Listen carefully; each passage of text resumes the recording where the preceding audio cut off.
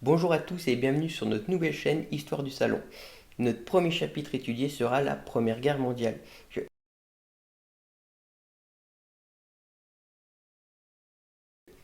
Ah oui, je vois, c'est parce que j'ai de la barbe, donc je suis un poilu. Eh bien non, en fait les poilus n'avaient pas de barbe en général. Alors il y a plusieurs raisons, pour des raisons hygiéniques, mais aussi par rapport au port du masque à partir de 1915, qui n'est pas très efficace si on a de la barbe. Mais d'ailleurs, si vous regardez les photos de poilus, en général, ils n'ont pas de barbe. Alors pour quelle raison aussi? Parce qu'il y a beaucoup de fronts où en fait on s'ennuie et on se raspe, on essaye de garder une routine quotidienne, ce qui est très important pour les poilus. Alors pourquoi on les appelait comme ça? En fait, parce que le poil correspond à la virilité et au courage, et comme cette première guerre va être très violente pour les soldats, ils vont faire preuve de courage et on va voir ça comme de la virilité, et donc on va les surnommer les poilus, mais rien à voir avec la barbe. Maintenant qu'on a mis au point ça, on va voir un petit peu ce qu'on va étudier dans cette vidéo. Alors, premièrement, nous allons étudier le contexte, les dates, les acteurs, également les phases de la guerre. Il y en a trois principales. Alors il y en a d'autres plus petites, mais en fait nous on va voir les principales. Ensuite on va voir la violence de masse et la nouvelle expérience combattante, parce qu'en fait les soldats vont avoir une nouvelle expérience combattante dans les tranchées, puisque aucune guerre auparavant ne s'est passée exactement comme ça. Et en fait les soldats vont subir des atrocités dans ces tranchées. Ensuite nous allons voir le génocide arménien et la guerre totale, c'est-à-dire que les populations civiles sont largement touchées par la guerre, alors que c'est quelque chose d'assez inédit parce qu'avant elles étaient plutôt, alors pas tout le temps, mais globalement épargnées. Et là, elles sont très touchées, que ce soit par l'action qu'elles doivent entreprendre pour soutenir la guerre ou par la violence qu'elles vont subir. Et enfin, nous allons voir que cette Première Guerre mondiale va déstabiliser les États européens, et plus particulièrement la Russie qui va subir une révolution. Est-ce que vous êtes prêts? C'est parti.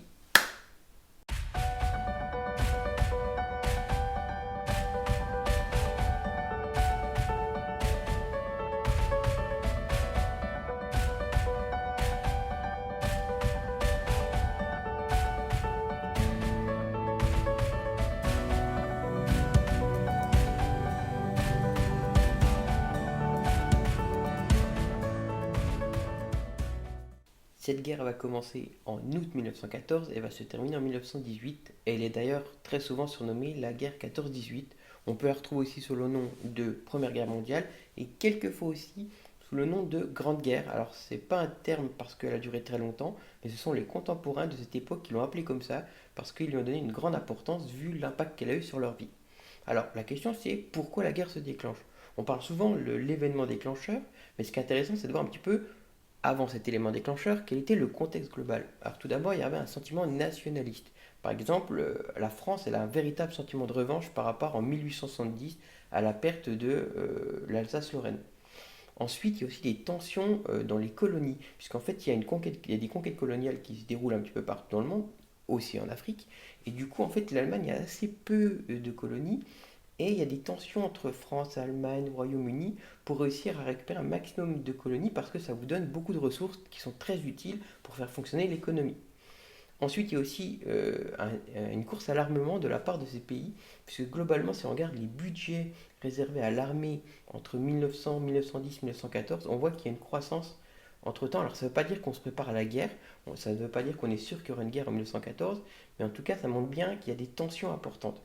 Alors, ça, c'est le contexte. Maintenant, quel est l'événement qui va déclencher cette guerre? À cause d'un homme, l'archiduc François Ferdinand, qui est l'héritier du trône d'Autriche-Hongrie. Il supervise des manœuvres militaires en Bosnie et en Serbie. Il décide alors de visiter la ville de Sarajevo le 28 juin 1914, en dépit des avertissements du danger liés à des volontés indépendantistes dans la région. Il subit alors un premier attentat. En se rendant à l'hôtel de ville, cet attentat échoue. Il décide alors de visiter les blessés en se rendant à l'hôpital, au lieu de repartir après la visite protocolaire. La voiture de tête du convoi se trompe de chemin et les voitures sont arrêtées. Un indépendantiste serbe, Gravilo Princip, en profite pour tuer l'archiduc et sa femme à l'aide d'un revolver. D'accord, c'est l'attentat de Sarajevo qui déclenche la Première Guerre mondiale. Mais pourquoi un seul attentat va entraîner un conflit mondial? C'est le jeu des alliances qui entraîne ce conflit mondial. L'Europe est alors divisée en deux camps. Des pays forment la Triple Entente. Il s'agit de la France, du Royaume-Uni, de la Russie et également de l'Italie qui les rejoint à compter de 1915, alors que d'autres forment la Triple Alliance, aussi appelée Empires centraux. Il s'agit là pour le coup de l'Allemagne, de l'Autriche-Hongrie et de l'Italie. Lorsqu'un pays déclare la guerre à un pays ennemi, il entraîne avec lui les autres pays membres de l'Alliance. Voilà pourquoi l'Europe se retrouve être le centre de la Première Guerre mondiale. La Première Guerre mondiale se déclenche donc début août. Tous les pays pensent que cette guerre sera très courte. La plupart pensent qu'à Noël, la guerre sera finie et qu'ils auront gagné. Alors chaque pays pense qu'ils auront gagné. Donc évidemment, ils sont sûrs de leur supériorité. Comme vous pouvez le savoir, ça a duré pratiquement 4 ans. Donc forcément, ça n'a pas du tout été le cas. Ça a posé des problèmes dans l'organisation de la vie civile et militaire.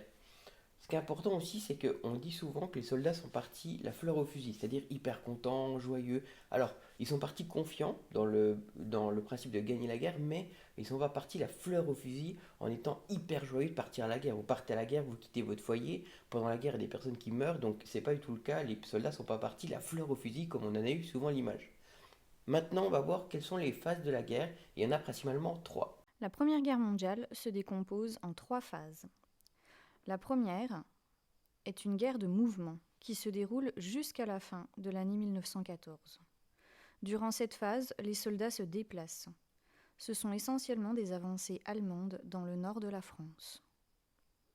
Ensuite, une guerre de position entre 1915 et 1917, durant laquelle le front ne bouge plus.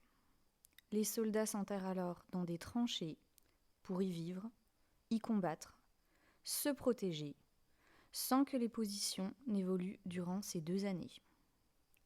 Et enfin, de nouveau une guerre de mouvement, essentiellement durant l'année 1918, avec une poussée des forces de l'Entente aidées par des renforts américains.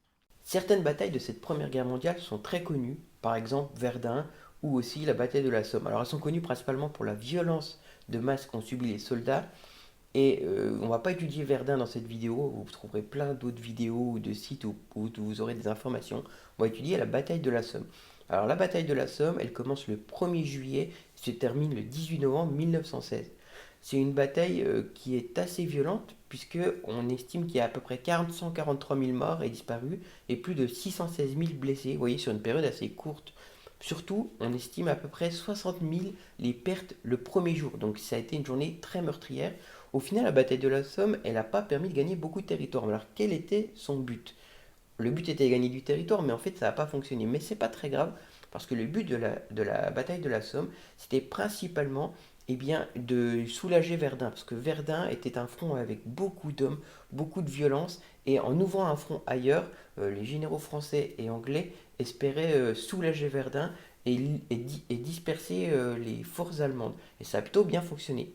Alors la bataille de la Somme, c'est une bataille d'une guerre des tranchées. C'est-à-dire que les hommes sont terrés dans le sol et lorsqu'ils se lancent à travers le No Man's Land, c'est la zone entre leur tranchée et la tranchée ennemie, en général c'est très compliqué parce que vous êtes à découvert et c'est une zone très meurtrière. D'ailleurs, les soldats, quand ils montaient à l'échelle, ils avaient une sorte d'échelle pour sortir de la tranchée, ils appelaient ça l'échafaud.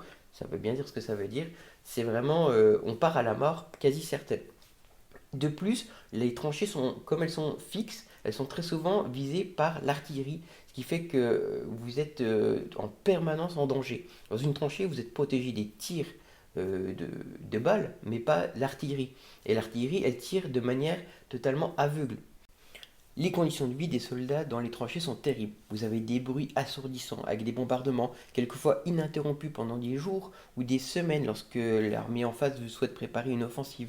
Vous avez le risque des bombardements qui peut vous tuer d'une manière totalement aveugle et inattendue. Vous avez le froid qui est permanent, la boue, avec l'eau qui tombe énormément. Vous avez les blessures qui s'infectent, c'est-à-dire que lorsque vous êtes un tout petit peu blessé, avec le froid, avec la boue, eh bien, tout cela peut s'infecter, donner de la gangrène et donc souvent l'amputation des cas. Vous avez des cas déchiquetés, vous avez des cadavres quelquefois dans les tranchées, vous avez la faim parce que la nourriture n'arrive pas toujours ou quand elle arrive jusqu'au front, eh bien elle est souvent froide.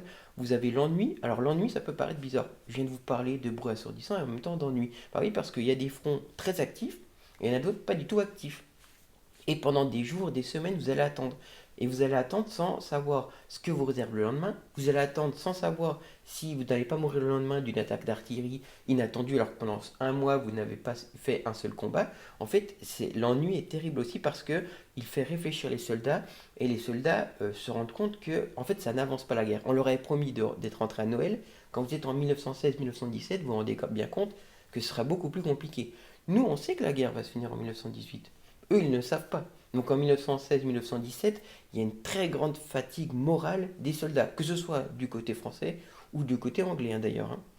Il y a aussi beaucoup à cette époque-là de blessures par éclat d'obus. En fait, les obus éclatent et ensuite des débris d'obus vont aller déchiqueter les cars aux alentours. Et c'est par exemple ce qu'on appelle les gueules cassées. Les gueules cassées, ce sont les soldats qui ont eu une blessure au visage, souvent par des débris d'obus. Et en fait, à cette époque-là, la chirurgie faciale va faire beaucoup de progrès. On va pouvoir reconstruire les visages. Alors bien sûr, pas de manière parfaite et pas aussi perfectionnée qu'aujourd'hui, mais ça a quand même une grande avancée. Mais ces visages, en fait, vont témoigner de la violence de la guerre, puisque quand ils vont retourner dans la société, en fait, ça va être des marqueurs de cette violence de la guerre. On va les voir tout de suite.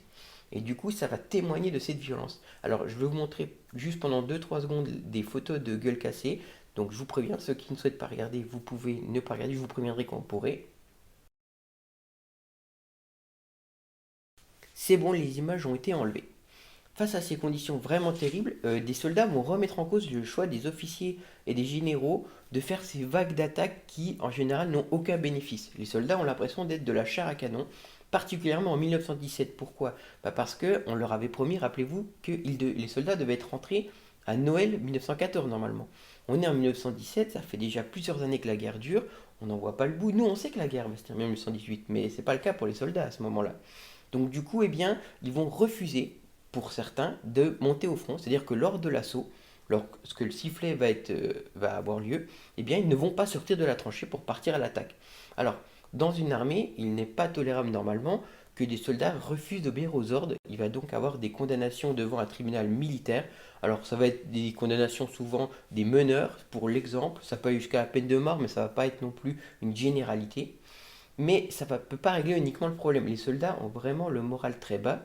Et c'est surtout lorsqu'ils sont à l'arrière, c'est-à-dire lorsqu'ils sont en phase de repos 10 km derrière le front, qu'ils s'ennuient beaucoup. Et Philippe Pétain va avoir une idée, alors on va en reparler plus tard, Philippe Pétain en histoire cette année, mais Philippe Pétain va avoir une idée, c'est de donner des loisirs aux soldats. C'est-à-dire de leur offrir des spectacles, mais aussi par exemple d'acheter 6000 ballons de football et de les distribuer aux soldats à l'arrière pour qu'ils puissent jouer pendant leur temps de pause pour que du coup qu'ils ne s'ennuient pas, qu'ils n'aient pas envie de déserter ou de se tirer une balle dans le pied, mais qu'ils soient prêts à repartir au combat ensuite. D'ailleurs, une petite anecdote, hein, le football, avant la Première Guerre mondiale, c'est plutôt un sport de l'élite, c'est-à-dire limité aux personnes assez bourgeoises. Puisque dans les tranchées, nous avons toutes les classes sociales, eh bien, le football va se démocratiser à ce moment-là. Avant, ce n'était pas du tout un sport très courant chez les ouvriers ou les paysans, hein, pas du tout. Donc voilà, une petite anecdote là-dessus. Donc l'expérience combattante des soldats, elle va être inédite, elle va être ultra violente, et elle va mobiliser aussi toute la société à l'arrière. C'est-à-dire que oui, les soldats vont être touchés d'une manière totalement nouvelle, mais les civils vont être énormément touchés également. C'est ce qu'on appelle une guerre totale. Et alors, qui va être concerné par cette guerre totale? C'est ce qu'on va voir tout de suite. C'est toute la population qui est mobilisée à l'arrière du front pendant que les soldats combattent. On parle alors de guerre totale.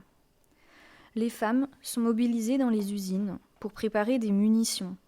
On les surnomme alors les munitionnettes. Mais également dans les champs pour les récoltes. Les enfants subissent une intense propagande scolaire qui les encourage à aider leur mère, mais également à collecter des vêtements pour les soldats, tout en insistant sur le bien fondé de la guerre. Enfin, c'est toute l'économie qui est repensée pour obtenir plus d'argent et financer la guerre. On parle alors d'une économie de guerre. Donc toute la société est organisée pour soutenir l'effort de guerre, ce qui correspond bien à une guerre totale. Nous avons l'économie, les femmes, les enfants, tout le monde est concerné. Mais les civils vont aussi subir les violences durant cette guerre, et c'est ce que nous allons voir avec le génocide arménien. L'Empire ottoman se mobilise aux côtés de l'Empire allemand au tout début de la Première Guerre mondiale. En janvier 1915, suite à la défaite face aux Russes, les soldats arméniens engagés dans l'armée ottomane sont massacrés. car jugés responsables. Les mois suivants, les Arméniens sont déportés à travers le pays, puis exterminés. C'est donc bien le gouvernement ottoman qui programme l'élimination de ce peuple. On parle alors d'un génocide. On estime que plus d'1 million d'Arméniens sont morts durant ce génocide. Aujourd'hui, le génocide arménien n'est toujours pas reconnu par la Turquie, alors que des bases historiques sûres attestent de son existence.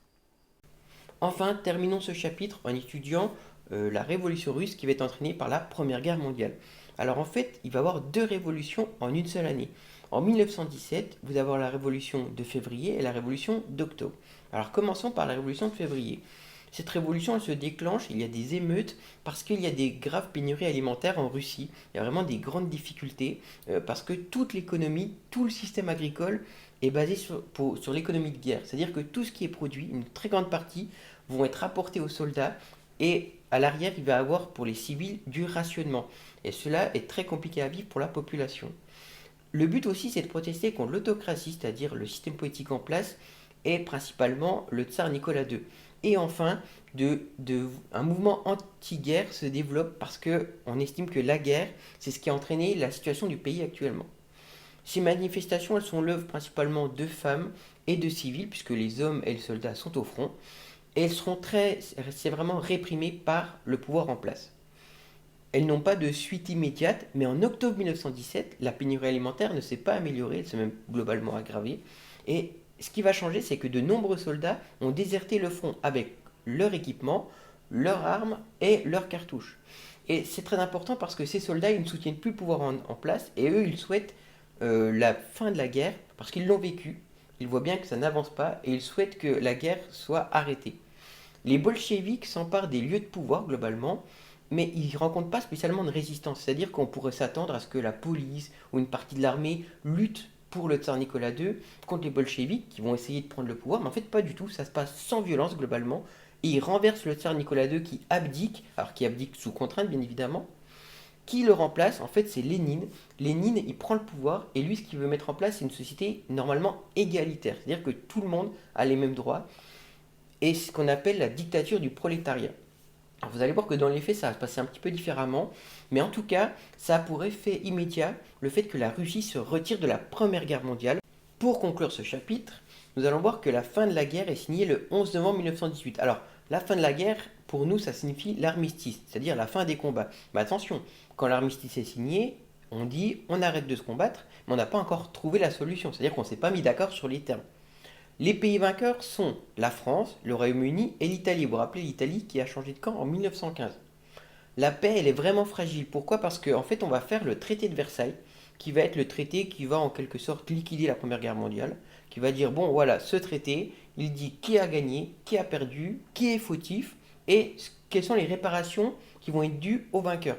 Parce qu'en fait, on va le signer le 28 juin 1919. Oh, ça vous dit rien le 28 juin? Bah oui, l'attentat de Sarajevo s'est passé le 28 juin 1914. Si c'était fait le 28 juin 1919, c'est parce que 5 ans après, on a voulu dire, bon, la boucle est bouclée, la Première Guerre mondiale, c'est fini. Et l'Allemagne, elle est considérée comme responsable de la guerre. Alors, est-ce que c'est la responsable de la guerre? Bon, en fait, tous les pays sont globalement responsables de la guerre. Mais on va dire que c'est elle la responsable. Pourquoi? Bah, parce que les autres sont les vainqueurs. Donc ils décident qui sont responsables. Et quels vont être l'impact pour l'Allemagne? Premièrement, elle va avoir une toute petite armée autorisée, mais vraiment très limitée. Pourquoi? Bah parce que comme ça, on se dit, on limite le risque. Si l'Allemagne a une faible armée, elle ne peut pas nous attaquer, et donc on a moins de risque de guerre.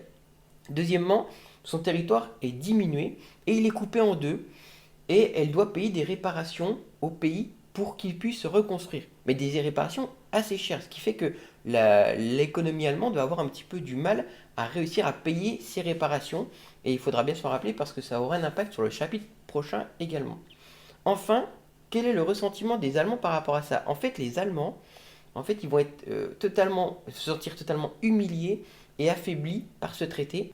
Et ensuite, quel est le bilan de cette guerre au final? Le bilan il est vraiment très très lourd, hein. Que ce soit le bilan humain, avec 9 millions de morts et 6 millions d'invalides, c'est-à-dire des personnes mutilées, unijambistes, ainsi de suite. et aussi au niveau moral. C'est-à-dire que la Première Guerre mondiale, avec le génocide arménien, avec la violence subie par les civils, les bombardements, les villes détruites, moralement c'est très compliqué, même si plus tard ensuite les États vont se reconstruire, l'économie va être relancée, euh, et en fait malheureusement ça ne va pas permettre aux démocraties de s'ancrer, en tout cas pas dans certains pays, puisque nous allons voir dans le prochain chapitre en histoire qu'il va y avoir la naissance de totalitarisme, par exemple en Russie et en Allemagne, et même en France, un moment où la démocratie va être un petit peu remise en cause. C'est ce que nous verrons dans notre prochain chapitre. Allez, bonne journée à tous.